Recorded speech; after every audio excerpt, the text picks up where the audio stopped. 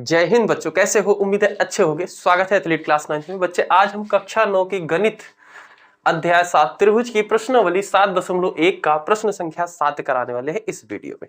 ठीक है बच्चे, ये हमने प्रश्न संख्या 7 का डायग्राम बना लिया। अब हम प्रश्न को पढ़ते हैं बड़े आराम से और फिर समझने की कोशिश करते हैं। ए बी एक रेखाखंड है।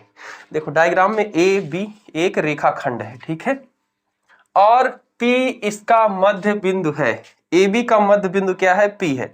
यानी कि ये वाली लाइन और ये वाली लाइन, ये भुजा और ये भुजा बराबर है। मध्य बिंदु होने का मतलब क्या है?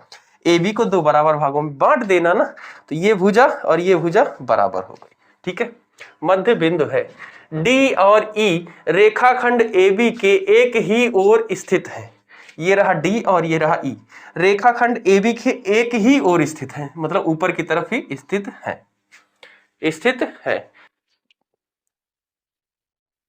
एक ही ओर स्थित दो बिंदु इस प्रकार है कि कोण बी ए डी, कोण बी ए डी यानी कि ये वाला कोण बराबर ए बी ई, ये कोण बराबर किसके है? A B E, A B E यानी कि ये वाले कोण के बराबर है। ये भी चीज हमें प्रश्न में ही दी गई है। और कोण ई पी ए, ये वाला कोण, ठीक है, बराबर है कोण डी पी बी यानी ये वाले कोण के बराबर है। ठीक है, ये चीज हमें दी गई है। ठीक है, क्या क्या बराबर है? एक भुजा ये इसके बराबर है, ये वाला कोण इसके बराबर है, ये वाला कोण इसके बराबर है। यहां तक दिया गया है। ठीक है, देखिए आकृति 7.22, ये आकृति आपकी 7.22 यहां पे बनी हुई है।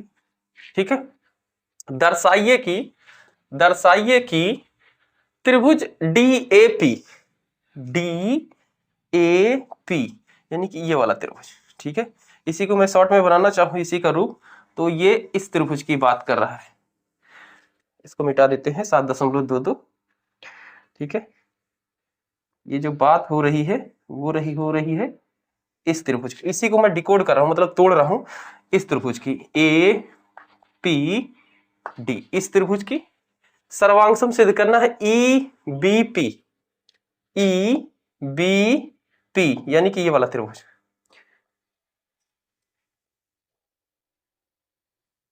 ठीक है, ये वाले त्रिभुज की बात हो रही है। ऐसे छोड़ो सेकंड,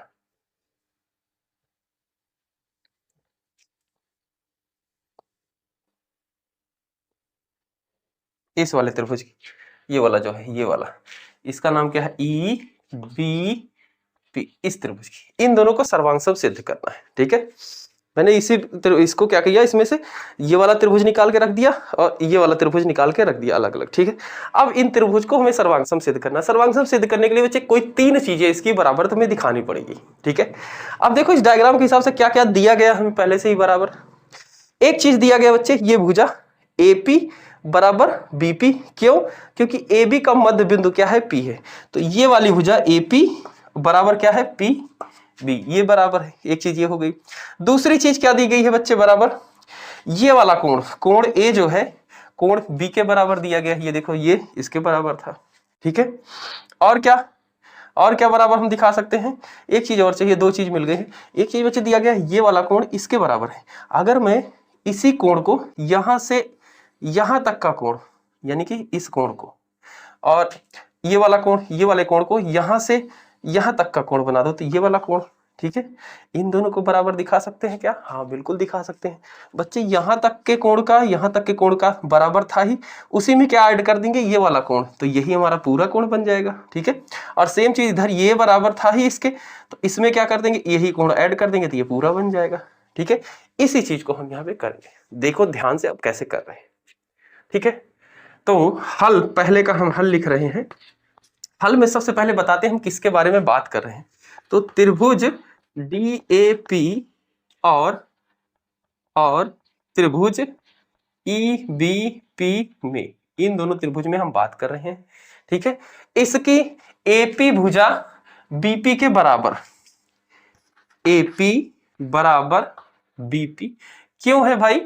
AB का मध्य बिंदु P है, इसलिए AB भुजा का मध्य बिंदु P है, यानी कि इसको दो बराबर भागों में बांट रही है, इसलिए ये दोनों बराबर हो जाएंगे। ठीक है, अच्छा, और दूसरी चीज, ये वाला कोण, कोण A और कोण B के बराबर है, ये हमें क्वेश्चन में ही दिया गया था।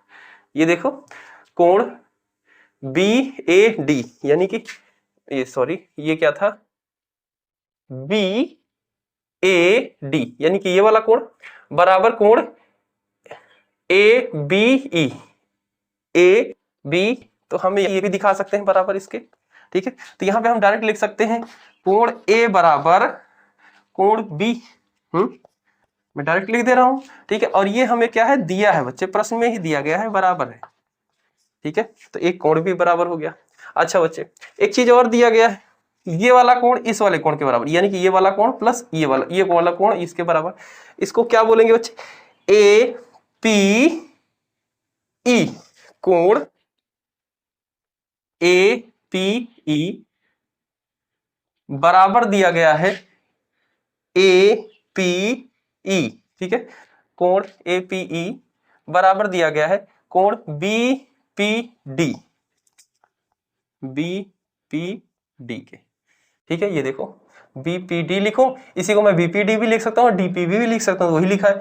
EPA लिखूं या APE लिखूं, APE लिख दिया है। ठीक है, और ये भी क्या है, बराबर है, ये हमें दिया गया है प्रश्न में। ठीक है, अब बच्चे APE में, ठीक है, इस वाले कोण में मैं ये वाला कोण ऐड कर देता हूं। ठीक है, ये वाला कोण ऐड करते हूं। ये कौन सा कोण है, EPD, यानी कि ये वाला कोण। ठीक है, यहां से यहां तक का कोण, तो इसी में मैं ऐड कर दे रहा हूं क्या, मैं यहीं पे नीचे लिख देता हूं प्लस कोण EPD। ठीक है, और इसमें ऐड कर दे रहा हूं, इसमें भी ये है, ये वाले कोण की बात हो रही है, इसमें भी इतना ही ऐड कर देंगे, यानी कि यही वाला कोण, तो कोण EPD।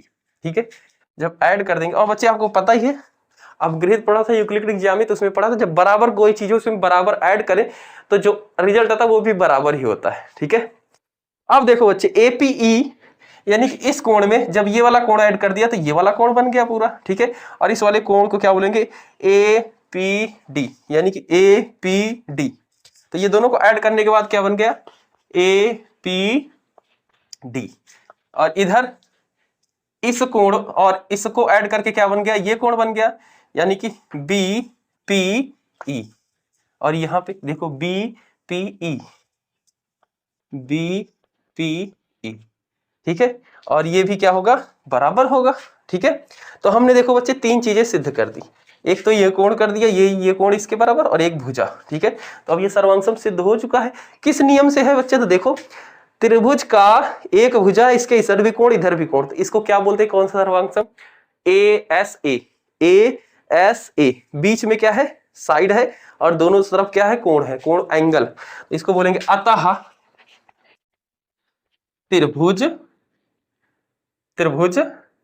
DAP सर्वांगसम है त्रिभुज EPEBP।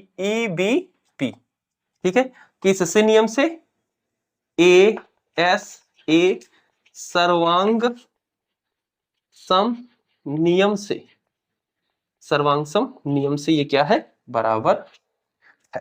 ठीक है, तो इस तरीके से बच्चे हमारा ये इसका पहला पार्ट समाप्त हुआ, इतना ही लिख। ठीक है, इसको नोट कर लो, स्क्रीनशॉट ले लो, फिर मैं इसका सेकंड पार्ट बताता हूं।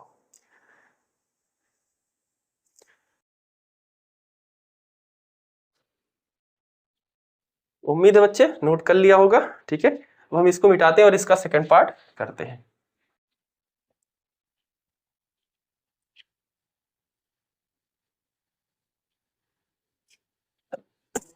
हाँ,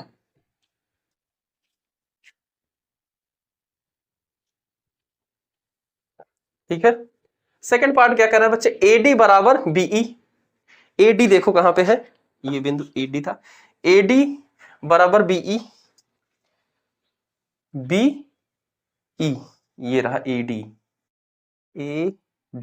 ये वाली भुजा रही AD बराबर BE। हाँ, तो ये बराबर होंगी, कैसे होंगी बच्चे, ये सर्वांगसम त्रिभुज की संगत भुजाएं हैं। ठीक है, भाई ये हमारा सर्वांग सिद्ध हो चुका है ना।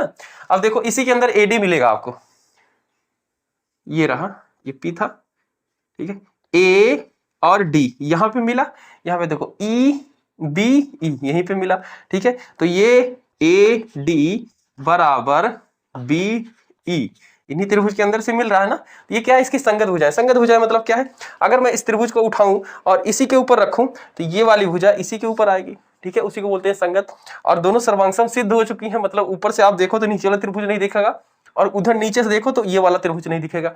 सर्वांग सब सिद्ध हो चुकी है, तो यानी कि इसकी भुजाएं क्या होंगी, बराबर होंगी। तो यहाँ पे लिखे देंगे सर्वांग सम त्रिभुज की संगत भुजाएं बराबर होती हैं। सर्वांगसम त्रिभुज की संगत भुजाएं बराबर होती है, ये हम लिख देंगे और हमारा ये पोस्ट प्रश्न जो है समाप्त हो जाएगा। हमने इस दोनों पार्ट इसका कर दिया, ठीक है। जय हिंद बच्चों, मिलते हैं अगली वीडियो में। जय हिंद, जय भारत प्यारे बच्चों।